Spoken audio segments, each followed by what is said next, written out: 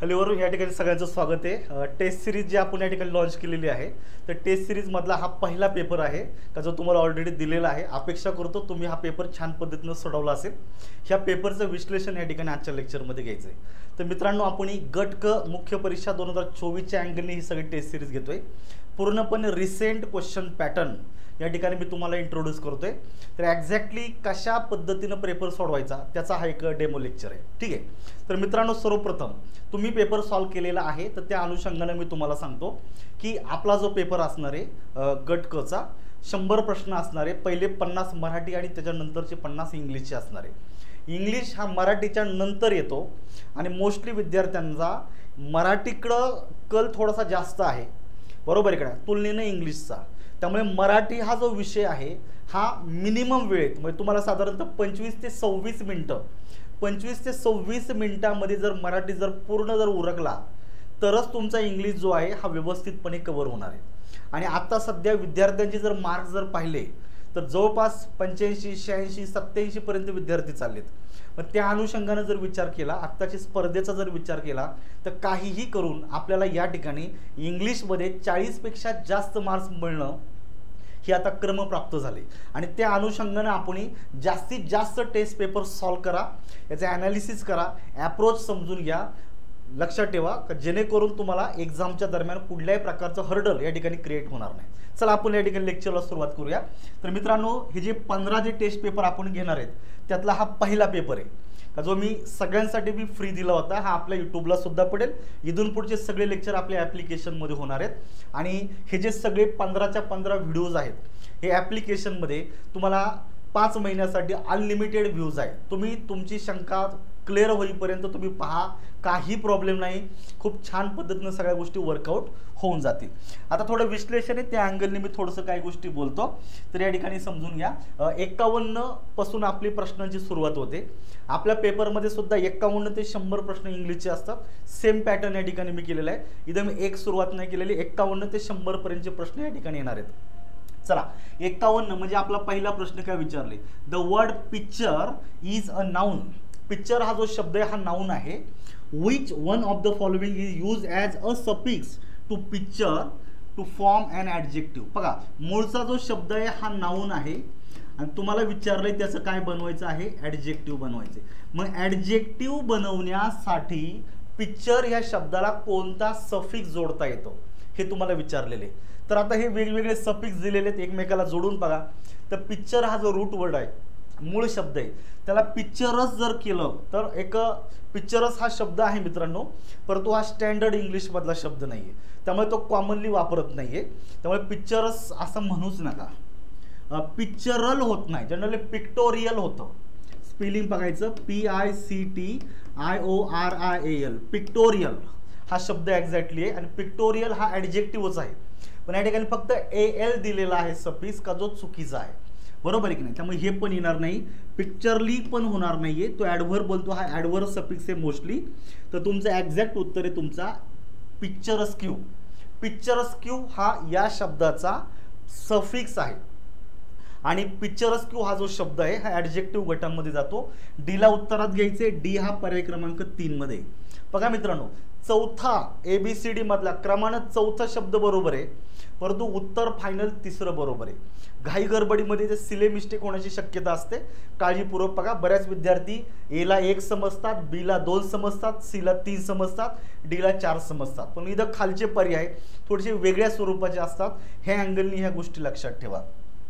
पुढचा प्रश्न दिलेला आहे 52 नंबरचा, चूज द सेंटेन्स और sentences with correct punctuation marks. काय विचारलेलं आहे, करेक्ट पंक्च्युएशन मार्क या ठिकाणी तुम्हाला विचारलेलं आहे। तर पंक्च्युएशनवर तुमच्या एक्झाममध्ये कन्फर्म प्रश्न असणार आहे, हे विसरू नका। मग या ठिकाणी तुम्ही समजून घ्या, द कॅट, इथं तुम्हाला 4 स्टेटमेंट दिलेले, बघा आता काळजीपूर्वकपणे। The cat has been out in the rain, जी काही मांजर आहे ही पावसामध्ये बाहेर गेलेली आहे। अँड इट्स पॉज आर मडी, वाक्याशेवटी पूर्णविराम दिलेला आहे। पहिली गोष्ट, कॅट ह्या कॉमन नाउनसाठी आपल्याला इट हे पर्सनल प्रोनाउन घ्यायचे आणि याच्यानंतर पॉज हे नाउन आलेलं आहे, म्हणजे इट ही पॉझेसिव्ह केसमधलं नाउन आहे। जेव्हा इटची पॉझेसिव्ह केस होते तेव्हा तिथे ॲपॉस्ट्रॉफ द्यायचा नसतो, लक्षात हा इट्स बरोबर होता. जेव्हा तुम्ही याला अपॉस्ट्रॉफी एस देता ना, याचा अर्थ मित्रांनो इट इज, इट ऑज किंवा इट हॅज असा होतो का, जे या ठिकाणी बसणार नाही. ठीक आहे, त्यामुळे हा इट्स पाहिजे होता, तुमचं हे चुकलेलं आहे. आता चेक करा, ए उत्तरामध्ये येत नाही कारण तो चुकीचा आहे आणि आपल्याला बरोबर विचारलेलं आहे. त्यामुळे ए असणारे जे पर्याय आहेत हे तुम्ही पहिले काय करा, रिमूव्ह करा. आपण आलो 50-50 वर. उरलेले जे 2 पर्याय आहेत ह्या दोघांमध्ये एकतर फक्त बी उत्तर असेल किंवा फक्त सी उत्तर असेल, त्यातलं एकच येणार आहे. म्हणजे मित्रांनो पर्यायात नसल्यामुळे डीला सुद्धा बाय डिफॉल्ट चुकीचं द्यायचंय. कारण चेक करू शकता तुम्ही, Shakespeare the prolific playwright might not have existed. जेव्हा नाऊनसाठी नाऊन इन ॲपोजिशन येतं, हा रूल इम्पॉर्टंट आहे बरं का. नाऊनसाठी नाऊन इन ॲपोजिशन नामाच्या नंतर जोडलं जातं, तेव्हा त्या नाऊन इन ॲपोजिशनच्या आधी आणि नंतर दोन्ही ठिकाणी स्वल्पविराम यायला पाहिजे. आईनं काय केलेलं या ठिकाणी डॅश दिलेला आहे का, जो चुकीचा या ठिकाणी स्वल्पविराम पाहिजे होता. तसंही उत्तर नसल्यामुळे याला एलिमिनेट झालेलं आहे. उरलेले 2 पैकी बघा आता. The best job is the one you enjoy, the worst job is the one you hate. चांगला जॉब कुठला का, ज्याच्यामध्ये तुम्ही समरस होऊन काम करता, तुम्ही एन्जॉय करता, तो जॉब चांगला. आणि वाईट जॉब कुठला, वर्स्ट जॉब कुठला का, ज्याचा तुम्ही तिरस्कार करता. 2 भिन्न संकल्पना, 2 अपोजिट गोष्टी एकत्रित मांडलेल्या आहे. म्हणजे या ठिकाणी काय होतं मित्रांनो, 2 अपोजिट, 2 संपूर्ण क्लॉज या ठिकाणी कुठल्याही कनेक्टरने जोडले नाही, सेमीकोलन ॲक्सेप्टेबल आहे. त्यामुळे तुमचं बी उत्तरात येणं अपेक्षित आहे.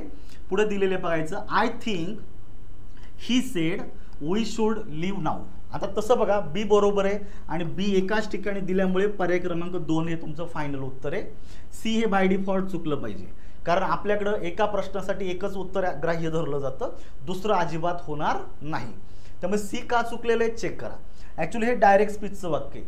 डायरेक्ट स्पीचच्या वाक्याची रचना कशी असते, एक स्पोकन पार्ट असतो, कोण कुणास बोलले ते कळतं, स्पीकरचा उल्लेख असतो, बहुतांश वेळा लिस्नरचा उल्लेख असतो, पण ॲटलिस्ट स्पीकर हा कन्फर्म असतो आणि तो व्यक्ती जे काही बोलला ते डबल इन्व्हर्टेड कॉमामध्ये लिहिलं जातं. तर एक गोष्ट नोटीस करायची, बोलणारा व्यक्ती जो असतो त्याला कधीच डबल इन्व्हर्टेड कॉमामध्ये घेऊ नका. अलग लक्षात. आणि नेहमीच आतापर्यंत जे प्रश्न विचारलेत ना त्याला घेतलं जातं, हे चुकीचं असतं. त्यामुळे बघा, ही सेड हा स्पोकन पार्ट आहे, त्याला डबल इन्व्हर्टेड कॉमामध्ये घ्यायचं नव्हतं. हा डबल इन्व्हर्टेड कॉमा या ठिकाणी पाहिजे होता. तो काय बोललेला आहे, I think we should leave now, हे त्याचं वाक्य आहे. त्यामुळे ही सेड हा स्पोकन पार्ट आहे, त्याला डबल इन्व्हर्टेड कॉमामध्ये घ्यायचं नव्हतं. त्यामुळे इथे सी चुकलेलं आहे. सीला रिमूव्ह केल्यामुळे उत्तर 2 निघतं. एलिमिनेशनवर भरोसा ठेवा, बेसिक संकल्पना छान पद्धतीनं समजून घ्या, तुम्हाला कधीच पेपरमध्ये प्रॉब्लेम येणार नाही, ही माझी खात्री आहे. लक्षात ठेवायचं. पुढच्या प्रश्नाकडे जाऊया. Which one of the following sentence shows the correct use of article. आता आर्टिकलवर तुमच्या पेपरमध्ये कन्फर्म प्रश्न असणार आहे आणि रिसेंट ट्रेंड थोडासा तो फिल इन द ब्लँक्स ऐवजी थोडा कॉमन इररच्या अँगलने विचारला जातो. तिथं तुम्हाला एकच वाक्य 4 ठिकाणी दिलेलं आहे आणि त्यांच्यामध्ये आर्टिकलचा वापर विचारलेला आहे. When we are seriously ill we go to the hospital, we go to hospital, we go to an hospital and we go to a hospital, असे 4 शब्द दिलेले. आता नोटीस करा, जेव्हा एखादा व्यक्ती कोणी पण असू द्या, जेव्हा आजारी पडतो, आजारी पडल्याच्या नंतर दवाखान्यामध्ये जाणं हे कॉमन आहे, साहजिकच आहे. आजारी पडल्याच्या नंतर आपण घरात बसून नाही राहत का, झोपून नाही राहत. आपण म्हणतो आजारी पडलो पहिले डॉक्टरकडे गेलं पाहिजे. म्हणजे नोटीस करा, आजारी पडल्याच्या नंतर डॉक्टरकडे जाणं हा प्रायमरी पर्पज आहे. बरोबर आहे का. आपण डॉक्टरकडे चहा प्यायला जात नाही, डॉक्टरकडे शुभेच्छा द्यायला जात नाही, आपण डॉक्टरला काहीतरी बोलण्यासाठी जात नाही. डॉक्टरकडे आपण का जातो, तर काहीतरी ट्रीटमेंट घेण्यासाठी. तर नोटीस करा, आजारी व्यक्ती डॉक्टरकडे जाणं हे प्रायमरी पर्पज आहे. मग नोटीस करायचं, जेव्हा एखाद्या प्लेसला, हॉस्पिटलला किंवा शाळा, स्कूल वगैरे एखाद्या स्पेसिफिक पर्पजनं म्हणजे प्रायमरी पर्पजनं, प्रायमरी म्हणजे विशिष्ट उद्देश, प्रायमरी पर्पजनं भेट देतो, या ठिकाणी कोणतंही आर्टिकल घ्यायचं नाही. जसं आहे, मी स्कूलमध्ये टीचर आहे, मी स्कूलमध्ये जातो, स्कूलमध्ये जाणं हा माझा प्रायमरी पर्पज आहे. मी डॉक्टर आहे, मी हॉस्पिटलमध्ये जातो, डॉक्टर हॉस्पिटलमध्ये जाणं हा प्रायमरी पर्पज आहे. स्टुडंट्स आहेत, लायब्ररीमध्ये अभ्यास करतात, लायब्ररीमध्ये जाणं हा त्यांचा प्रायमरी पर्पज आहे. मी एखाद्या कंपनीमध्ये एम्प्लॉई आहे, तर इथं तुम्ही कंपनीमध्ये जाणं हा माझा प्रायमरी पर्पज आहे. विशिष्ट म्हणजे रेग्युलर रुटीनचा पार्ट असतो, त्याला प्रायमरी पर्पज बोललं जातं. मग त्याला आपण तिथं आर्टिकलचा वापर करू नका. जेव्हा एखाद्या ठिकाणी तुम्ही स्पेसिफिक उद्देशानं जाता, स्पेसिफिक नोटीस करायचं, त्यावेळेस तुम्हाला या ठिकाणी वाक्यामध्ये काय तुम्हाला द आर्टिकल घ्यायचं आहे. फॉर एक्झाम्पल, माझी डॉटर, माझी मुलगी स्कूलमध्ये जाते. स्कूलमध्ये जाणं विद्यार्थी म्हणून तिचा प्रायमरी पर्पज आहे. My daughter goes to school regularly. There is no article before the name of school. Okay. But दुसरं वाक्यात माझ्या मुलीच्या स्कूलमध्ये टीचर पॅरेंट्सची मीटिंग आहे आणि ती मीटिंग अटेंड करायला मी गेलेलो आहे. मी काय तिथे रेग्युलरली जात नाही, एक विशिष्ट उद्देशानं मी तिथं गेलेलो आहे. मग तो माझा प्रायमरी पर्पज नाही आहे. जेव्हा एखाद्या प्लेसला आपण ओकेजनली भेट देतो, तिथे तुम्हाला द आर्टिकलचा वापर करायचा आहे. बघा दुसरं उदाहरण, माझा मित्र दवाखान्यामध्ये ॲडमिट आहे, हॉस्पिटलमध्ये ट्रीटमेंट घेत आहे. ट्रीटमेंट घेणं हे प्रायमरी पर्पज आहे, no article before the name of hospital. परंतु मी त्याला भेटायला हॉस्पिटलमध्ये गेलेलो आहे, हा माझा स्पेसिफिक पर्पज आहे, the article before the name of hospital. ह्या दोन गोष्टी येतात. त्यामुळे मित्रांनो द हॉस्पिटल येणार नाहीये, कारण आजारी पडल्याच्या नंतर तिथेच जातं. इथं 0 आर्टिकल 2 नंबरचं उत्तर बरोबर आहे. अँड हॉस्पिटल तसंही होत नाही आणि ए हॉस्पिटल पण घेऊ नका. तर तुमची जी आन्सर की दिलेली आहे, ह्या आन्सर कीमध्ये 53 नंबरचा जो प्रश्न आहे त्याचं उत्तर मी 1 दिलेलं आहे, पण तो सिले मिस्टेक आहे, त्याचं उत्तर एक्झॅक्टली आहे 2 आहे. तर तुम्ही थोडंसं करेक्शन करून घ्या. पुढचा प्रश्न बघा, fill in the blanks with suitable words. This donation prove a great dot dot to the workers. जे कामगार आहेत त्या कामगारांना जे डोनेशन भेटलेलं आहे, पैसे जे काय भेटलेले ते थोडंसं कुठंतरी ज्याला आपण म्हणतो ना उत्तेजन असा अर्थ झालं.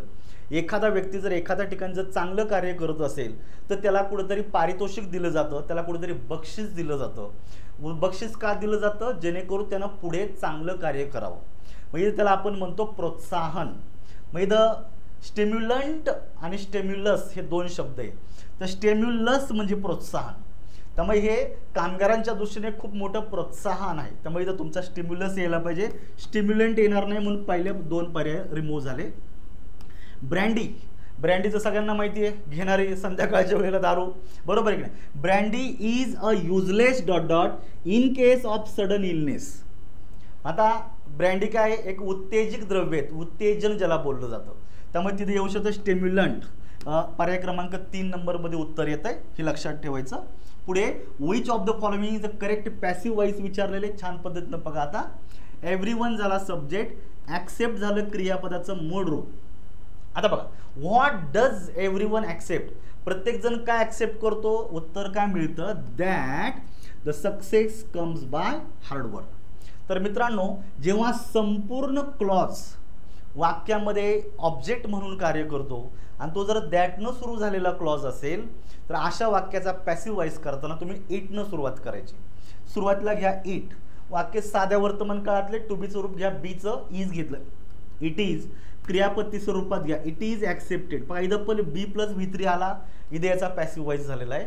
आणि दॅटचा क्लॉज ॲज इट इज जोडून द्यायचा, that the success comes by hard work.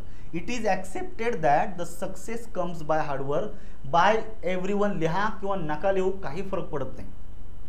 पहिला जो पर्याय जो आहे तो 100% बरोबर आहे. पण आता नोटीस करा, ए बरोबर आहे, पण इथं पर्याय 1 मध्ये बी आहे, तो नाही घ्यायचा. आपल्याला ओनली ए इज करेक्ट, पर्याय क्रमांक 2 ला उत्तर द्या. बाकीचे का चुकले बघा. That the success comes by hard work, object सुरुवातीला घेतलेला आहे, तसं ॲक्च्युली नाही घ्यायचं, पण जरा वेळ गृहीत धरा, बरोबर आहे. Accepted by everyone. पॅसिव्ह वॉइसमध्ये क्रियापद नेहमी बी प्लस V3 या रूपामध्ये असतं. कोणत्या रूपामध्ये? बी प्लस V3. या ठिकाणी बीचं रूप वापरलेलं नाहीये, त्यामुळे दुसरा पर्याय गेला. हॅज टू, हॅड टू येणार नाहीये, कारण वाक्य साध्या वर्तमान काळात आहे. आणि ॲक्टिव्ह वॉइसचा करता पॅसिव्हच्या सुरुवातीला ह्या पद्धतीने येणार नाही, त्यामुळे चौथही चुकलेले. ओनली 2 नंबर उत्तर करेक्ट आहे. पुढे identify the type of subordinate clauses विचारलेले आहे. खूप छान प्रश्न आहे, नीट समजून घ्या. Thank you for all you have done. Main clause लक्षात ठेवा, म्हणजे सबऑर्डिनेट क्लॉज शोधायला वेळ लागत नाही. बघायचं, थँक यू फॉर ऑल हा झाला तुमचा main clause. Thank you for all. तर जनरली ऑल जो आहे मित्रांनो हा आहे तुमचा फॉरच्या नंतर येतो, तो जनरली नाऊन गटामध्ये येतो. फॉर ऑल हा झाला तुमचा नाऊन. तर नोटीस करायचं आता नामाची अधिक ऑल व्हॉट, ऑल म्हणजेच काय, यू हॅव डन, जे काय तू केलेलं आहे त्या सगळ्यासाठी थँक्यू. तू जर मला मदत केली असेल तर त्या मदतीसाठी थँक्यू. त्यामुळे मित्रांनो ऑल विषयी अधिक माहिती देणारा जो काही क्लॉज आहे त्याला ॲडजेक्टिव्ह क्लॉज बोललं जातं. आता नोटीस करा, हा सबऑर्डिनेट क्लॉजच्या सुरुवातीला जेव्हा दॅट किंवा विच हा शब्द येतो, दॅट आणि विच, आणि जेव्हा ते सब्जेक्ट म्हणून वापरलेले नसतात तेव्हा ते नाही वापरले तरी चालतात. त्यामुळे इथं तसा बाय डिफॉल्ट दॅट आहे, पण घेण्याची गरज नाही. घेतला तरी चालतो, नाही घेतला तरी चालतो. हे वाक्य आपण असंही लिहू शकतो, thank you for all that you have done. पण दॅट मॅन्डेटरी नाही आहे, कारण तो सब्जेक्ट नाही, यू सब्जेक्ट आहे. पहिल्याच झाला तुमच्या वाक्यामध्ये ॲडजेक्टिव्ह क्लॉज, लक्षात ठेवायचं. दुसरं द बुक इज मिसिंग हा झाला तुमचा main clause. The book is missing हा आहे तुमच्या वाक्यातला मेन क्लॉज. मग कोणतं पुस्तक, आय बॉट यस्टरडे, जे पुस्तक मी काल विकत घेतलं ते पुस्तक मिसिंग आहे. इथे सुद्धा दॅट आहे, कारण तो सब्जेक्ट म्हणून आलेला नाही आहे. हे वाक्य आपण असंही लिहू शकतो, the book that I bought yesterday is missing. आता हा सबऑर्डिनेट क्लॉज मेन क्लॉजमध्ये नामाची माहिती देतो, याला पण ॲडजेक्टिव्ह क्लॉज असं म्हणायचं. म्हणजे मित्रांनो दुसरा सुद्धा ॲडजेक्टिव्ह क्लॉज आहे. मग तिसरं बघायचं, आय डोंट नो, मला माहीत नाही. व्हॉट डोंट यू नो, तुला काय माहीत नाही. उत्तर काय मिळतं, व्हॉट ही मीन्स, त्याला काय म्हणायचंय हेच मला माहीत नाही. तर नोटीस करा, क्रियापदाचा कर्म म्हणून जो क्लॉज काम करतो तो 100% नाऊन क्लॉज असतो. कोणता क्लॉज असतो, नाऊन क्लॉज असतो. त्यामुळे बघा पहिला ॲडजेक्टिव्ह आहे, दुसरा ॲडजेक्टिव्ह आहे आणि तिसरा नाऊन आहे. पर्याय क्रमांक 2 उत्तर येतं. पहिला नाऊन नाही, पर्याय क्रमांक 1 गेला. ॲडवर्ब नाही म्हणून तिसरा आणि चौथा पर्याय गेला. एलिमिनेशनने उत्तर निघलं, आपल्या कंटेंटच्या आधारे पण उत्तर निघतंय. कन्फर्म उत्तर 2 आहे. पुढचं fill in the blanks with the correct phrasal verb विचारलेली आहे. My parents are taking me to Matheran for the next holiday. I am really dot dot the trip. आता बघा, माझे जे पेरेंट्स आहे हे मला माथेरानला ट्रिपसाठी घेऊन जात आहेत आणि मी थोडंसं ट्रिपकडं कसं आनंदाने पाहत आहे, उत्साहाने पाहत आहे, ट्रिपची वाट पाहत आहे. तर इथं दिलेलं बघायचं looking forward of. Generally looking फॉरवर्डच्या नंतर ऑफ येत नाही, जनरली येतं टू. त्यामुळे पहिली चुकलेली आहे. एमइजआर आलेला आहे, त्यामुळे त्याच्यानंतर क्रियापद असं मूळ रूपात येणार नाही आणि ॲट नको आहे. लुक ॲट म्हणजे चाकडे पाहणे असं होणार नाही. बरोबर आहे. लुक्ड भूतकाळ नको घ्यायला आपल्याला, कारण वाक्य वर्तमान काळातलं आहे. आय लुक्ड फॉरवर्ड असं होणार नाही आहे. त्यामुळे उत्तर येतं 4, I am looking forward to. Anticipate with something pleasure, आनंदाने कशाची तरी अपेक्षा बाळगणे. ठीक आहे, पर्याय क्रमांक 4 हे तुमचं कन्फर्म उत्तर आहे. पुढचं मॅच द सिनोनिम विचारलेले आहे आणि हे खूप इम्पॉर्टंट आहे. सिनोनिम अँटोनिम वरचे प्रश्न बरोबर येणं मित्रांनो अपेक्षित आहे. काय विचारले, अबॅन्डन. अबॅन्डन म्हणजे तिरस्कार करणे, नाकारणे, रिजेक्ट करणं. यालाच आपण काय म्हणतो, डिस्कार्ड. 2 नंबरमध्ये. मग ए साठी 2 किती ठिकाणी आहे मित्रांनो, एकाच ठिकाणी आहे. इथेच एलिमिनेशन झालेलं आहे. पुढे नाही गेला तरी चालेल. एलिमिनेशन हे इतकं सायंटिफिक मेथड असते का ते शक्यतो आपल्याला चुकून देत नाही. त्यामुळे या कॉन्टेक्स्टमध्ये तुमचं 2 नंबरचं उत्तर बरोबर येते. लक्षात ठेवायचं, impasse it means stand still, ठप्प होणे, थांबणे, प्रगती रोखणे असा अर्थ होतो. पुढे दिलेलं ग्लुमी म्हणजे डिजेक्टेड. ग्लुमी म्हणजे उदास होणे, खिन्न होणे, निराश होणे. आणि डिजेक्टेड म्हणजे पण असाच नाखुश असलेला. आणि दिलेला ऑब्फ्युस्केट इट मीन्स टू कन्फ्यूज, पूर्णपणे गोंधळलेल्या अवस्थेत असणं. उत्तर 2 नंबरमध्ये कन्फर्म निघतंय, हे लक्षात ठेवायचं. पुढचा दिलेला आहे choose the appropriate question tag. आता हा प्रश्न खूप छान आहे, बघायचं. We will do everything you ask us to do. तर नोटीस करा मित्रांनो, जेव्हा तुमच्या वाक्यात क्वेश्चन टॅगच्या वाक्यामध्ये 2 क्लॉज असतात, एक असतो मेन क्लॉज आणि एक असतो सबऑर्डिनेट क्लॉज, अशा वाक्याला म्हणजे या कॉम्प्लेक्स सेंटेन्सला जेव्हा तुम्हाला क्वेश्चन टॅग द्यायचा, जोडायचा, तेव्हा फक्त मेन क्लॉजमधीलच सब्जेक्ट आणि मेन क्लॉजमधीलच हेल्पिंग वर्बचा विचार करा. सबऑर्डिनेट क्लॉजला विचारात घेऊ नका. मेन क्लॉज प्रमाणेच क्वेश्चन टॅग जोडायचा, म्हणजे मेन क्लॉज मधलाच कर्ता आणि हेल्पिंग वर्ब नोटीस करा. विल वाक्य पॉझिटिव्ह आहे, क्वेश्चन टॅग निगेटिव्ह करायचं. विलचं होणार ओंट. ओंट या ठिकाणी दिलेलं आहे, डोंट चालणार नाहीये. ओंट या ठिकाणी दिलेलं आहे, डू चालणार नाही. आणि वाक्याचा करता उई आहे, तो उई तसाच घ्यायचा. पर्याय क्रमांक 3 नंबर मध्ये उत्तर आहे. यू चालणार नाही, बळच दुसरा घ्यायचा नाही. पुढचा, a feeling of deep regret or guilt, म्हणजे आपल्याला खूप पश्चाताप झालेला आहे. एखादी गोष्ट आपल्याकडनं काहीतरी चुकीची घडलेली आहे आणि त्याच्यामुळे आपल्याला पश्चाताप झालेला आहे. बरोबर आहे. पश्चाताप होणे त्याला आपण म्हणतो रिमॉर्स. काय बोलतो त्याला आपण? रिमॉर्स. अँगर म्हणजे खूप राग आलेला असणे, फिअर म्हणजे भीती वाटत असणे, आणि शेम म्हणजे थोडक्यात एखाद्या गोष्टीची लाज वाटणे. काही संबंध नाही ह्या तीनही पर्यायांचा. रिमॉर्स हे एक्झॅक्ट उत्तर आहे, लक्षात ठेवायचं. पुढचं दिलेलं आहे, identify the correct sentence from the following. आपल्याला करेक्ट सेंटेन्स विचारलेले बघायचं. I don't remember exactly when did I go to Delhi last year. आता पहिली गोष्ट, वाक्याची सुरुवात सब्जेक्ट न झालेली आहे. सगळ्या वाक्यांच्या शेवटी पूर्णविराम दिलेले आहेत, त्यामुळे हे वाक्य इंट्रोगेटिव्ह नाही. नोटीस करा, विधानार्थी वाक्याची सुरुवात सब्जेक्ट न करतो. अशा वाक्यामध्ये पुढे जर एखादा WH वर्ड जर आला, काय आला? WH वर्ड, तर नोटीस करा याच्यानंतर अगोदर सब्जेक्ट घ्यायचा, नंतर हेल्पिंग वर्ब आणि नंतर मेन वर्ब घ्यायचा.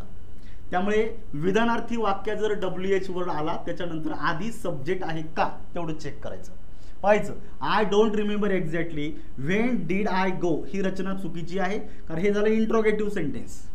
Wien, helping verb, subject, main verb हे इंट्रोगेटिव्हचं झालेलं आहे. आपलं वाक्य स्टेटमेंट आहे, हे चुकीचं आहे. त्यामुळे पहिला पर्याय गेला.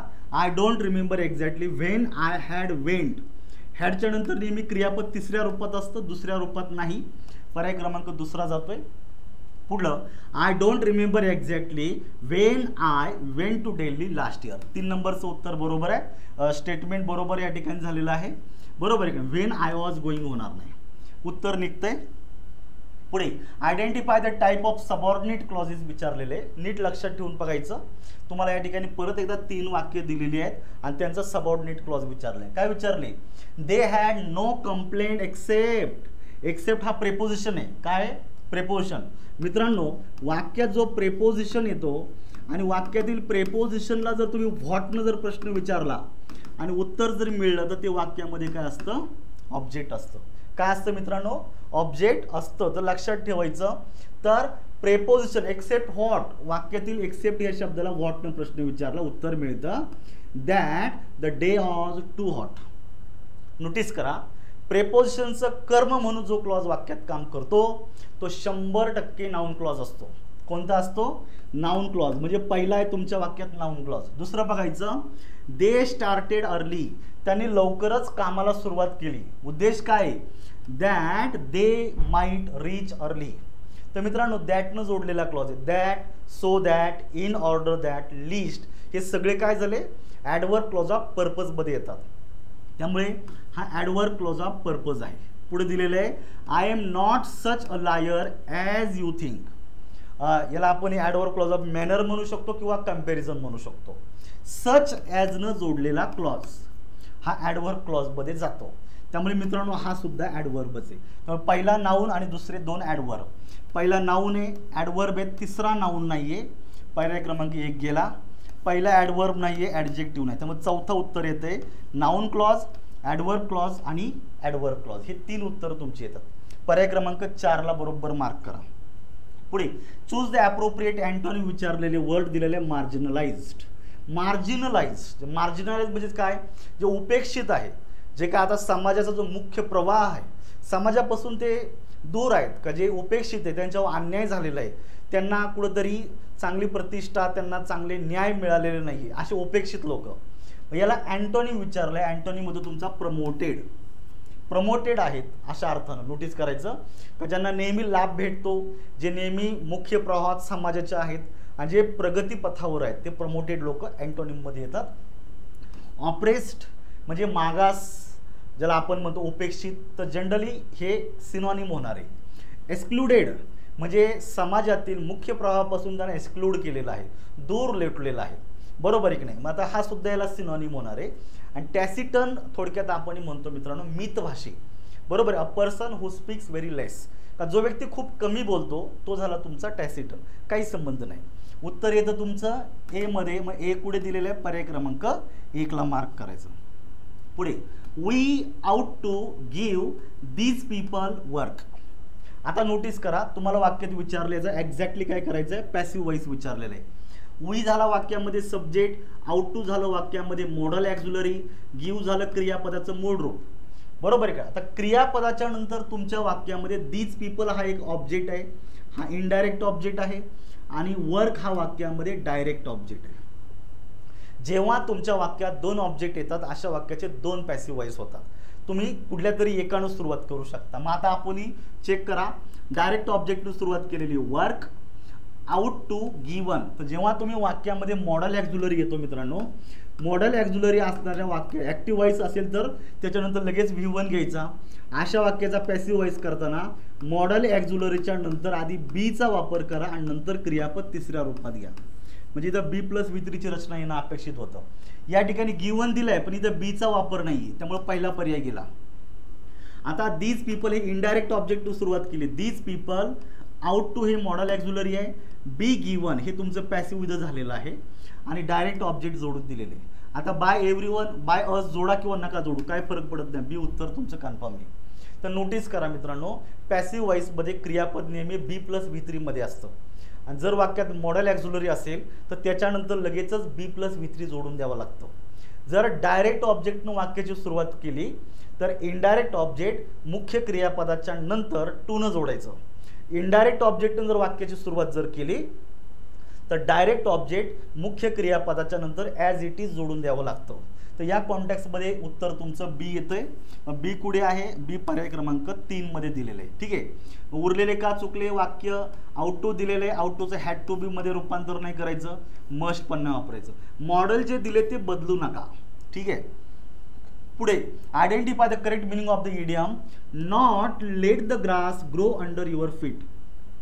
आता मूळ इडियम असे आहे, let the grass grow under your feet. बरोबर आहे की नाही. पण नॉटने वाक्य निगेटिव्ह बनणार आहे. नॉट लेट याला आपण उत्तर घेतो, not to delay in getting things done. तुम्ही जेव्हा एखादी कृती करताय किंवा एखादी गोष्ट करायची तर एखाद्या कृतीसाठी किंवा एखाद्या कामासाठी उशीर न लावणे. उत्तरात येतं पर्याय क्रमांक 1. पुढचं दिलेलं आहे, change the narration of the following. डायरेक्टचं इनडायरेक्ट करायचं आता. ही सेड टू अस, तो आम्हाला म्हटला. काय म्हटला, why are you all sitting about there doing nothing. मित्रांनो, डबल इन्व्हर्टेड कॉमा मधलं जे वाक्य आहे हे डायरेक्ट स्पीचचं आहे. बरोबर आहे की नाही. मग डायरेक्ट स्पीचचं वाक्याचं इनडायरेक्ट स्पीच करताना डबल इन्व्हर्टेड कॉमा मधलं वाक्य जर WH टाईप क्वेश्चन असेल तर मित्रांनो हा जो इंट्रोडक्टरी व्हर्ब आहे याचं रिपोर्टिंग व्हर्ब सर्रास आस्क केलं तरी चालतं. कधी कधी वॉन्टेड टू नो, क्वेश्चन, एन्क्वायर्ड असे काही शब्द वापरतात, पण कॉमन शब्द आस्क आहे. दुसरी गोष्ट, जो WH वर्ड वाक्याच्या सुरुवातीला आलाय त्याचाच वापर आपल्याला कनेक्टिव्ह म्हणून करायचा आहे, दुसरा वापरायचा नाही. मग आता जेव्हा WH वर्ड जातो मग उरलेलं जे वाक्य असतं त्याचं पहिलं स्टेटमेंट करा. मग कसं करायचं, फक्त हेल्पिंग वर्ब आणि सब्जेक्टच्या जागेची आदला बदल करा. आर यूचं काय करायचं, यू आर करा आणि याच्यामध्ये बदल करा. आता नोटीस करा, यू म्हणजेच कोण, अस. बरोबर आहे की नाही. मग या पद्धतीनं he said to us why you are. You म्हणजे अस हा याच्यासाठी आल्यामुळे यूचं रूपांतर तुम्ही वी मध्ये करायचं पाहिजे. He ask us why are we. तर मित्रांनो WH वर्डच्या नंतर आधी सब्जेक्ट पाहिजे, ही रचना चुकलेली आहे. He ask us why we are all sitting there doing nothing. तर यमीजारचं रूपांतर ऑज वेअर मध्ये पाहिजे होतं, हे चुकलेलं आहे. He ask us why we were all sitting about there doing nothing. 3 नंबरमध्ये उत्तर कन्फर्म आहे. या ठिकाणी लगेच हेल्पिंग वर्ब घ्यायचं नव्हतं, आधी सब्जेक्ट नंतर हेल्पिंग वर्ब घ्यायचा. त्यामुळे हे उत्तर बघा. पुढचं, identify the correct meaning of the underline idiom. तुम्हाला दिलेले to bury the hatchet. To bury the hatchet नावाची इडियम आहे. It means to forget quarrel and to become friend again. अगोदर असणारे जे काही भांडणं आहे, तिरस्कार आहे एकमेकाविषयीचा, तो विसरून जाणं आणि पुन्हा एकदा मैत्रीपूर्ण संबंध प्रस्थापित करणं. उत्तर येतं तुमचं टू एंड डिसएग्रीमेंट. पुढचा, choose the correct alternative to complete the sentence. When fortunate is prefix with un. Fortunate हा शब्द ॲडजेक्टिव्ह आहे, त्याच्या आधी जर अन हा शब्द जोडला तर शब्द काय झाला, अनफॉर्च्युनेट. तर तुम्हाला फॉर्च्युनेटला जर आपण अन जोडल्याच्या नंतर शब्दात काय बदल होतो का चेक करायचंय. It converts adjective into adverb अजिबात नाही आहे. It converts adverb into adjective, तो शब्द ॲडवर्ब नाहीच आहे, ॲडजेक्टिव्ह आहे. It converts adjective into noun अजिबात होत नाही आहे. तर it maintains the original class किंवा पार्ट्स ऑफ स्पीच. म्हणजे शब्दाच्या आधी अन जोडल्याच्या नंतर अर्थ बदलतो, निगेटिव्ह तयार झाला, पण पार्ट्स ऑफ स्पीच बदललेला नाही, सेम राहतो, क्लास मेंटेन झालेला आहे, म्हणून उत्तर येतं 4. पुढचा दिलेला आहे fill in the blanks with suitable verb. The minister along with his wife living for Mumbai. जेव्हा तुमच्या वाक्यामध्ये दोन शब्द, दोन नाऊन, जेव्हा तुमच्या वाक्यामध्ये with, along with, together with, accompanied by, like, unlike and not अशा काही कंजंक्शननं जोडलं जातं, तेव्हा पुढं जे क्रियापद घ्यायचं हे पहिल्या नामाच्या वचनाप्रमाणे घ्यायचं. मिनिस्टर एक वचनी म्हणून क्रियापद एक वचनी घ्या, इज पर्याय बरोबर येतो. पुढचा we are on a razor's edge now and any small mistake can ruin us. बघायचं इडियम दिलेली ऑन अ रेझर्स एज, याचं एक्झॅक्ट उत्तर येतं मिळून in a very critical situation, प्रचंड दयनीय अवस्थेमध्ये असणं, असा याचा इडियमचा मिनिंग आहे. पुढचा दिलेले identify the functions SPOCA of the underline words. तर हा एक नवीन पॅटर्न आहे, इथून मागं 4-5 वेळाच प्रश्न आलेले आहेत आणि इथून पुढे याची स्ट्रॉंग पॉसिबिलिटी, म्हणून मी जाणीवपूर्वक हा प्रश्न PYQ आपल्या टाकलेला याच्यामध्ये समजून घ्या. तुम्हाला शब्दांना अंडरलाईन केलेले आहेत, तर अंडरलाईन केलेले जे शब्द आहेत तर बेसिकली काय करायचं, त्यांना तुम्हाला काय करायचं आहे, त्याचा पार्ट्स ऑफ स्पीच तुम्हाला विचारलेला आहे. तर छान पद्धतीने ह्या ज्या गोष्टी आहेत ह्या तुम्हाला समजून घ्यायच्यात. बघा मग आता या ठिकाणी काय दिलेलं आहे ते समजून घ्या, म्हणजे तुमच्या लक्षात येऊन जाईल. काय दिलेलं आहे, the warden gave him a cigar. The warden झालं वाक्यात सब्जेक्ट, गेव झालं क्रियापदाचं दुसरं रूप, हिम झालं वाक्यामध्ये इनडायरेक्ट ऑब्जेक्ट आणि सिगार झालं वाक्यामध्ये डायरेक्ट ऑब्जेक्ट. वाक्यातील क्रियापदाला जर व्हॉटनं प्रश्न विचारला तर डायरेक्ट ऑब्जेक्ट मिळतं, वाक्यातील क्रियापदाला हुमनं प्रश्न विचारला तर इनडायरेक्ट ऑब्जेक्ट मिळतं. तर इनडायरेक्ट ऑब्जेक्ट हा शक्यतो व्यक्ती संदर्भात असतो आणि डायरेक्ट ऑब्जेक्ट हा शक्यतो वस्तू संकल्पने संदर्भात असतो, म्हणून द अ सिगार हा डायरेक्ट ऑब्जेक्ट आहे. दुसरं दे हॅव अपॉइंटेड हिम. हिम झाला वाक्यामध्ये एकटाच आल्यामुळे तो झाला डायरेक्ट ऑब्जेक्ट. जेव्हा तुमच्या वाक्यामध्ये एकच ऑब्जेक्ट असतं तो कोणी पण असो त्याला डायरेक्टच म्हणायचं, ठीक आहे. आणि चेअरमन, तर चेअरमन कोण झालेला आहे, हिम तो झालेला आहे. त्यामुळे ऑब्जेक्ट विषयी अधिक माहिती दिली, याला मी ऑब्जेक्ट कॉम्प्लिमेंट म्हणेल. हा ऑब्जेक्ट नाही, हा ऑब्जेक्ट कॉम्प्लिमेंट आहे, लक्षात ठेवायचं. पुढं ही बिकेम द प्रेसिडेंट. ही झाला वाक्यात सब्जेक्ट, बिकेम झालं वाक्यातलं लिंकिंग वर्ब, द प्रेसिडेंट झाला वाक्यातला सब्जेक्ट कॉम्प्लिमेंट. सब्जेक्ट विषयी अधिक माहिती देणारा शब्द सब्जेक्ट कॉम्प्लिमेंट असतो. पुढे कविता हॅज सर्च द रूम, इथं ईडी राहिलेला आहे बघा, search the room carefully, LY जोडला का त्याचं ॲडवर्ब मध्ये रूपांतर झालेलं आहे. त्यामुळे पहिला डायरेक्ट ऑब्जेक्ट आहे, सब्जेक्ट कॉम्प्लिमेंट नाही आहे, ऑब्जेक्ट कॉम्प्लिमेंट नाही आहे, सब्जेक्ट कॉम्प्लिमेंट. एलिमिनेशन हे 3 उत्तर जातात, पर्याय क्रमांक 3 हे तुमचं कन्फर्म उत्तर आहे. पुढं स्पॉट द इरर बघायचं, आय डोंट नो, मला माहीत नाही. What don't you know, what is he doing to solve the problem. वाक्याची सुरुवात सब्जेक्टनं केलेली आहे, वाक्याच्या शेवटी पूर्ण विराम आलेला आहे, वाक्य विधानार्थी आहे. विधानार्थी वाक्याच्या मध्यंतरी कुठेतरी जर एखादा WH वर्ड आला तर त्याच्यानंतर आधी सब्जेक्ट आणि नंतर क्रियापद घ्यायचं. व्हॉट इज ही नाही, व्हॉट ही इज डुईंग अशी रचना अपेक्षित होती. त्यामुळे बी चुकीचं आहे, पर्याय क्रमांक 2 ला मार्क करा. पुढे बघा identify the type of subordinate clause. I will make you a veggie burger.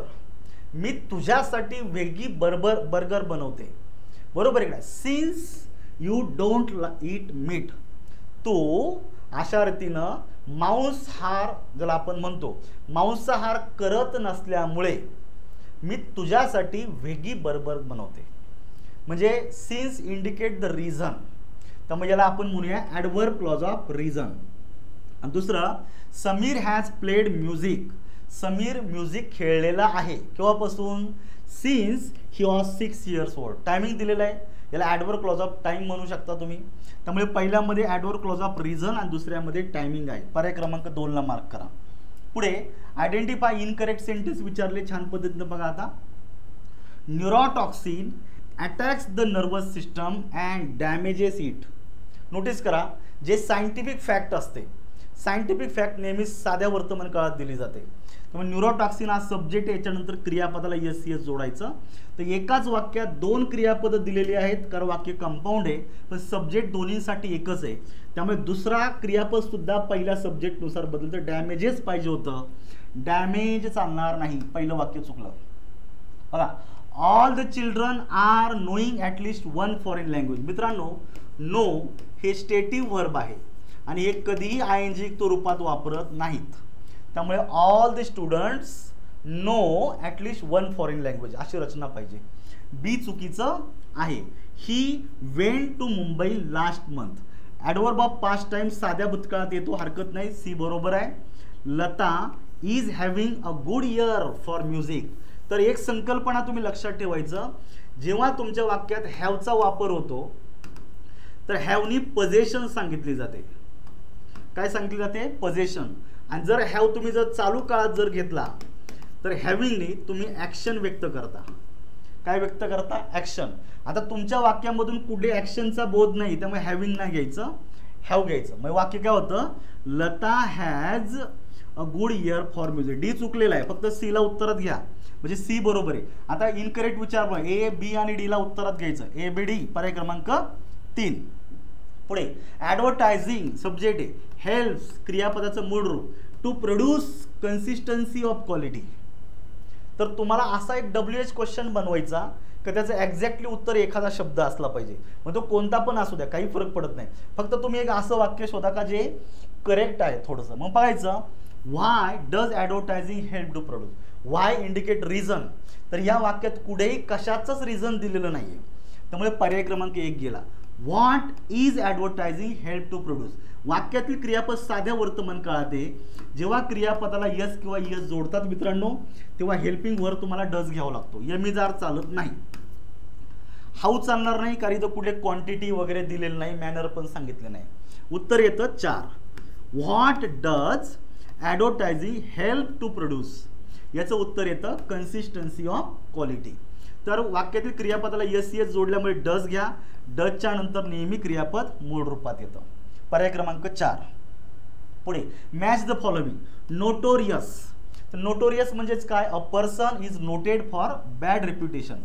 का ज्याला आपण म्हणतो बदनाम व्यक्ती, कुप्रसिद्ध. बरोबर आहे. मग ए साठी 3 किती ठिकाणी आहे? केवळ एका ठिकाणी. मित्रांनो, इथंच उत्तर कन्फर्म झालं. याला एलिमिनेशन बोललं जातं. अजिबात पुढे जायची गरज नाही, कन्फर्म उत्तर राहणार आहे ते. आणि हे जर चुकलं तर समजायचा प्रश्न चुकणार आहे. इतके ॲक्युरसी एलिमिनेशनमध्ये असते.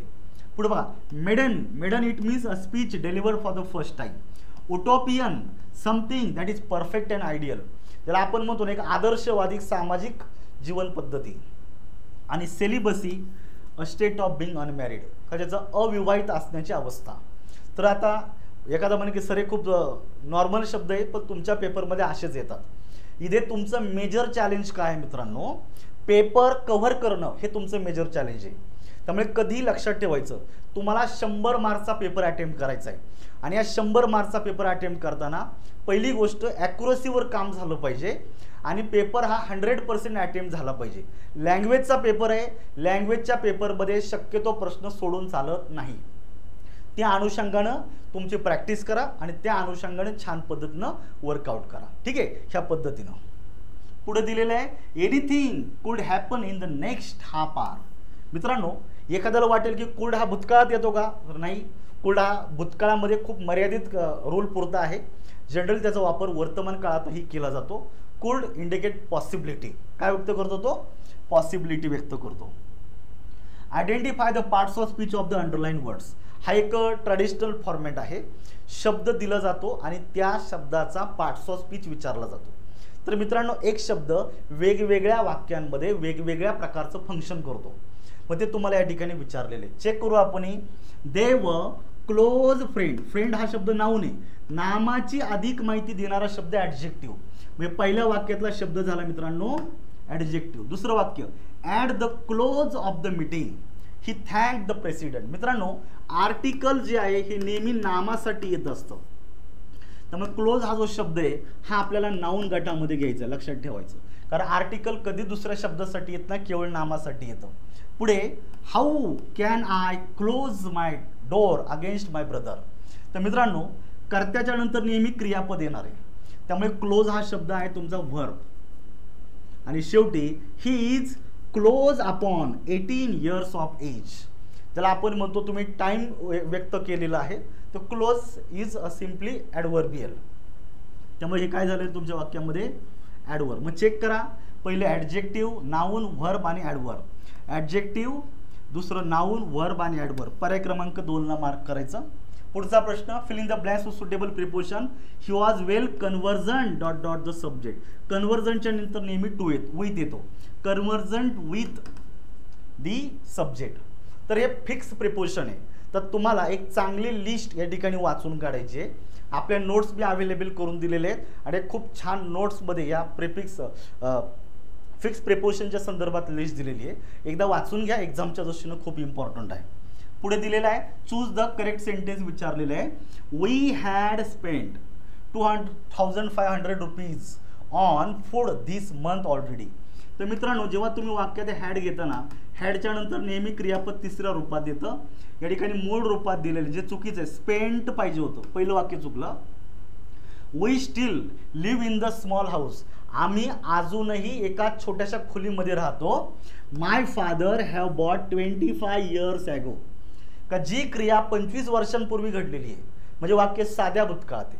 बरोबर आहे, आम्ही भले आता राहत आहोत परंतु घेण्याची क्रिया 25 वर्षापूर्वी झालेली, म्हणजे साधा भूतकाळ पाहिजे. हॅव बॉट ऐवजी फक्त बॉट पाहिजे होतं. ठीक आहे, म्हणजे मित्रांनो दोन्ही वाक्य चुकली. करेक्ट विचारल्यामुळे नायदर ए नॉर बी ला मार्क करा. पुढे आयडेंटिफाय द इनकरेक्ट सेंटेन्स विचारलेले, छान पद्धतीने बघा. There are too many literally allusions in the poetry of T.S. Eliot. बरोबर आहे का. आणि दुसरं दिलेले many Indian philosophers believe life to be an illusion. तिथे एल्युजन आणि एल्युजन ह्या दोन शब्दांमध्ये कन्फ्युजन आहे. तर मित्रांनो एल्युजन म्हणजे पासिंग रेफरन्सेस, म्हणजे जेव्हा एखादा व्यक्ती, एखादा रायटर एखादं पुस्तक लिहितो तो वेगवेगळ्या रायटरविषयी वेगवेगळ्या पुस्तकांचा उल्लेख त्याच्या पुस्तकात करतो, त्याला आपण लिटररी रेफरन्सेस बोलत असतो. तर ते एल्युजनमध्ये येतात. म्हणजे हा जो एल्युजन आहे तो इथे पाहिजे होतं. आणि एल्युजन म्हणजे भ्रामक कल्पना, का जे दुसऱ्या वाक्यामध्ये यायला पाहिजे होतं. त्यामुळे दोन्हींमध्ये ह्या शब्दांची उलट केलेलं आहे, चुकलेले आहेत ते. त्यामुळे दोन्ही वाक्य चुकलेले आणि इनकरेक्ट विचारलेले. Identify incorrect sentences. बरोबर आहे. मग या ठिकाणी बघायचं बोथ ए अँड बी. तर 81 नंबरचं प्रश्न एकदा सगळ्यांनी चेक करा. बरोबर 3 नंबरचं दिलेले, दोन्ही चुकीचे आहेत. Identify the meaning of the idiom विचारलेले. Rahul was over the moon when he got the news. Over the moon नावाची इडियम आहे. It means delighted, excited, very happy, आनंदी होणे, उत्साही होणे. 4 नंबरचं उत्तर येते. पुढचं आहे choose the one which best express the meaning of the underline word. पहा काय दिलेले आहे, to be a good writer. जर तुम्हाला जर चांगलं रायटर बनायचं असेल तर we need to be observant of life of people. आपण लोकांचं जे काही लाईफ आहे ते खूप काळजीपूर्वक आपण ते ऑब्झर्व केलं पाहिजे, पाहिलं पाहिजे. It means we must be very careful about other people's life. Carefully notice करणं आवश्यक आहे. पर्याय क्रमांक 4 हे एक्झॅक्ट उत्तर आहे. पुढचं fill in the blanks with suitable conjunction. I will give you his telephone number dot dot you have problems finding his office. तर मित्रांनो 2 वाक्यांना जोडायचं आहे. जर तुला त्याचं ऑफिस शोधायला प्रॉब्लेम येत असेल तर मी त्याचा तुला फोन नंबर देईल. म्हणजे जर हे झालं तर असं होणार आहे. म्हणजे मित्रांनो कंडिशन व्यक्त केलेली आहे. या क्लॉजमध्ये साधा वर्तमान काळ आहे. त्यामुळे या ठिकाणी मित्रांनो नेव्हरदलेस चालणार नाहीये, बट चालणार नाहीये. इथं उत्तर येतं इन केस. काय येतं उत्तर? In case. On condition that. अटीवर. इथं अट दिलेलीच नाही ह्या पद्धतीनं. नोटीस करा उत्तर एक्झॅक्ट काय येतं? In case. तर इन केस हे सबऑर्डिनेटिंग कंजंक्शन आहे. ॲडव्हर्ब क्लॉज ऑफ कंडिशन मध्ये या शब्दांचा उल्लेख तुम्हाला सापडेल. छान पद्धतीने समजून घ्या. Find out the incorrectly spelled. Me direct सांगतो टॉलरन्स हा चुकीचा शब्द आहे. TOLE दिलेला आहे, तिथं सिंगल आर पाहिजे होता. हे चुकलेले, बाकीचे शब्द बरोबर आहेत. पुढे बघा आता. The players have elected her captain of the team, मित्रांनो द प्लेयर झाला सब्जेक्ट, हॅव इलेक्टेड झालं क्रियापद, हर झाला वाक्यामध्ये ऑब्जेक्ट आणि कॅप्टन ऑफ द टीम झाला वाक्यामध्ये ऑब्जेक्ट कॉम्प्लिमेंट. हा ऑब्जेक्ट नाही, त्यामुळे केवळ एकच ऑब्जेक्ट आहे, त्याने सुरुवात करा. हरचं रूपांतर इकडे केलं सी मध्ये, सी बरोबर आहे की नाही. द प्लेयर्स ऑफ द टीमनी सुरुवात होणार नाही, हे दोन्ही पर्याय गेले. सी न सुरुवात करा. वाक्य साध्या पूर्ण वर्तमान काळात आहे. सीच्या नंतर हॅज येतो, हॅज बीन इलेक्टेड, ही पॅसिव्हची रचना आहे. Be plus V3. Captain of the team by the player, मित्रांनो 1 नंबरमध्ये उत्तर आहे. C and the captain of the team अशी रचना येणार नाही. पुढे the condition of the patient started improving as soon as he started the new treatment. Notice करा, ॲज सून ॲज न जोडलेली क्रिया ही प्रथम क्रिया असते. ॲज सून ॲजच्या वाक्यात तुम्ही हार्डली व्हेनचा वापर करू शकता, नायदरचा वापर करू शकता, त्याचबरोबर तुम्ही या ठिकाणी स्केअर्सली व्हेनचा वापर करू शकता. आपल्याला काय वापरायचे, स्केअर्सली व्हेन. तर स्केअर्सली हा कधीच वाक्याच्या मध्ये जाणार नाही, त्याने सुरुवात करायची. मग जर स्केअर्सली वाक्याच्या सुरुवातीला जर घेतला तर हा जो दुसरा क्लॉज आहे तो सुरुवातीला आला पाहिजे, याने सुरुवात करायची आणि ॲज सून ॲजच्या ऐवजी स्केअर्सलीचा वापर करायचा. मग इथं स्केअर्सली बघा, SCARCELY, स्केअर्सलीच्या नंतर आपण हॅड घ्यायचा, नंतर सब्जेक्ट घेऊन क्रियापदाचं तिसरं रूप घेऊन पहिलं वाक्य लिहायचं आणि व्हेननं क्रियापदाचं दुसरं वाक्य जोडून द्यायचं. म्हणजे दुसरं वाक्य जोडून द्यायचं व्हेनने. स्केअर्सलीच्या नंतर व्हेन येतो, ठीक आहे. मग बघा, स्केअर्सलीच्या नंतर हॅड आला नाही, पहिला पर्याय गेला. Scarcely had the condition of the patient started improving, पहिलं वाक्य जी 2 नंबरची क्रिया आहे ती याने जोडत नाही, प्रथम क्रिया जोडायची होती, हे पण वाक्य चुकलं. स्केअर्सली हा वाक्याच्या मध्ये जात नाही, हे पण चुकलं. उत्तर येतं 4. Scarcely had the patient started the new treatment when the condition started improving. पर्याय क्रमांक 4 मध्ये उत्तर आहे. पुढचं दिलेलं आहे आयडेंटिफाय द कंपाऊंड सेंटेन्स विचारलेले. कंपाऊंड म्हणजेच काय, तर तुमच्या वाक्यात दोनही मेन क्लॉज पाहिजे. जर वाक्यात एक मेन आणि एक सबऑर्डिनेट असेल तर ते कॉम्प्लेक्समध्ये जातं. मित्रांनो बघा, the report has surprised us all, हा झाला तुमचा मेन क्लॉज. कोणता report, that he has failed. तर नोटीस करा, हा आहे तुमचा ॲडजेक्टिव्ह क्लॉज. ज्या वाक्यात नाऊन, ॲडजेक्टिव्ह आणि ॲडवर्ब क्लॉज असतं ते वाक्य 100% कॉम्प्लेक्स सेंटेन्समध्ये जातं. हे येतं उत्तरात येणार नाही. She wanted the children to learn the piano, जेव्हा तुमच्या वाक्यात एकच सब्जेक्ट आणि एकच फायनाईट वर्ब असतं, हे वाक्य सिंपल सेंटेन्स असतं, आपल्याला याला उत्तरात घ्यायचं नाही. Whoever finds the clue will win the which, क्रियापदाच्या आधी सब्जेक्ट म्हणून जो क्लॉज काम करतो तो नाउन क्लॉज असतो, याला पण घेऊ नका, हे कॉम्प्लेक्स सेंटेन्स बनतं. She wanted to go to the park but it was raining, but हे कोऑर्डिनेटिंग कंजंक्शन आहे, त्यानं 2 वाक्य जोडलेली एक कंपाऊंड सेंटेन्स तयार झालं. मग डीला उत्तरात घ्यायचं आहे फक्त पर्याय क्रमांक 2. 2 नंबरमध्ये डी दिलेलं आहे, छान पद्धतीनं बघा. टाईप ऑफ प्रोनाउन विचारला, युअर्स, लक्षात ठेवा, यू, यो, युअर आणि युअर्स. तर नोटीस करायचं, हा झाला सब्जेक्ट, हा झाला ऑब्जेक्ट, हा युअर झालं पॉझेसिव्ह ॲडजेक्टिव्ह आणि हा झाला पॉझेसिव्ह प्रोनाउन. पर्याय क्रमांक 4.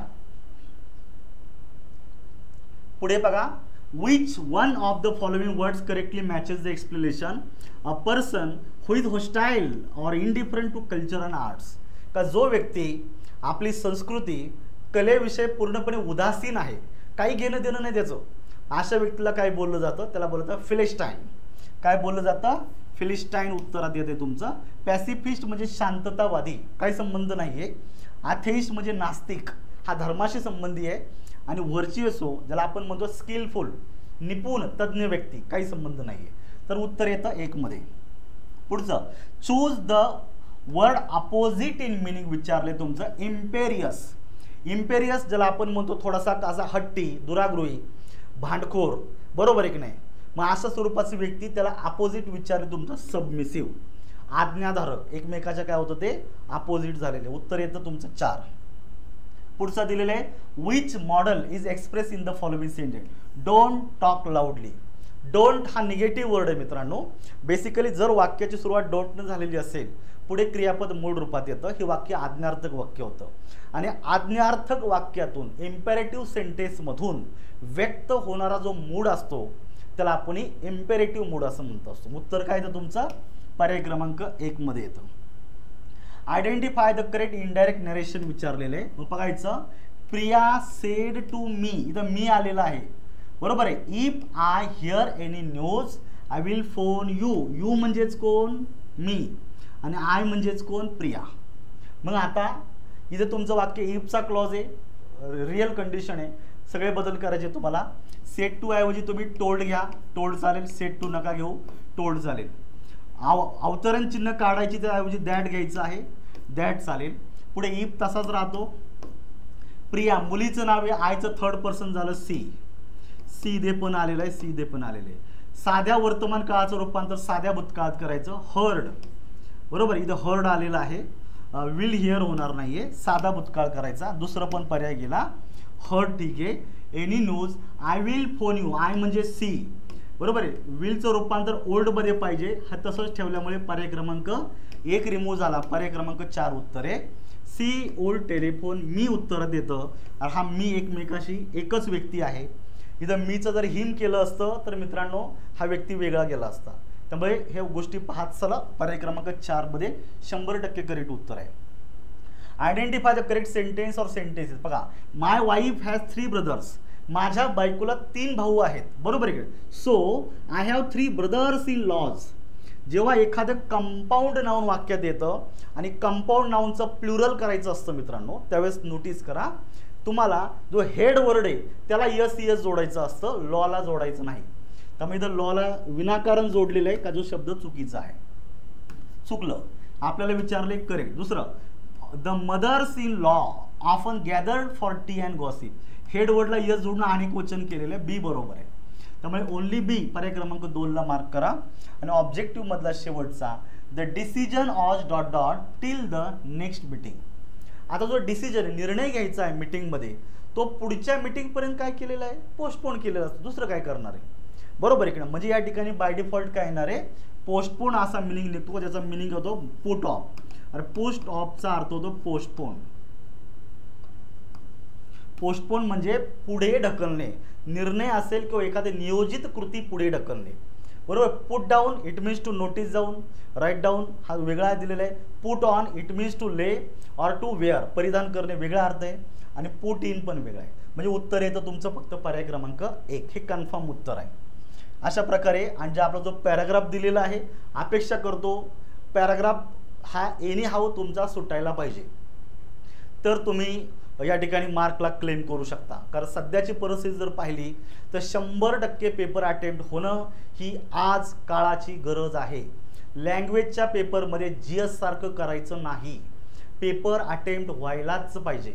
त्यामुळे अभ्यास करताना आणि ह्या सगळ्या टेस्ट करत असताना प्रायोरिटी आहे पेपर कव्हर करणे, ठीक आहे, हे लक्षात ठेवा. त्यामुळे 96चं 3, 97चं 2, 98चं 1, 99 4 आणि 100चं 3. तर अशा प्रकारे आपल्या ह्या सगळ्या प्रश्नांची उत्तरं होती. अपेक्षा करतो तुम्हाला हा जो लेक्चर आहे हा समजलेला असेल.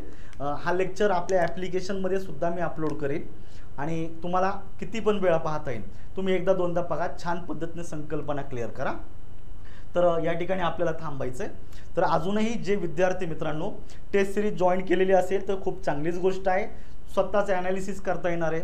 पण जर तुम्हाला वाटतंय की आपल्या थोड्याशा कॉन्सेप्च्युअल क्लॅरिटी नाही आहे बरोबर आहे की नाही, बेसिक संकल्पना कच्च्या आहे, प्रश्न समजून घ्यायला वेळ लागतो, एलिमिनेशन जमत नाही, तर एक छोटासा कोर्स आपल्या ॲप्लिकेशनमध्ये आहे.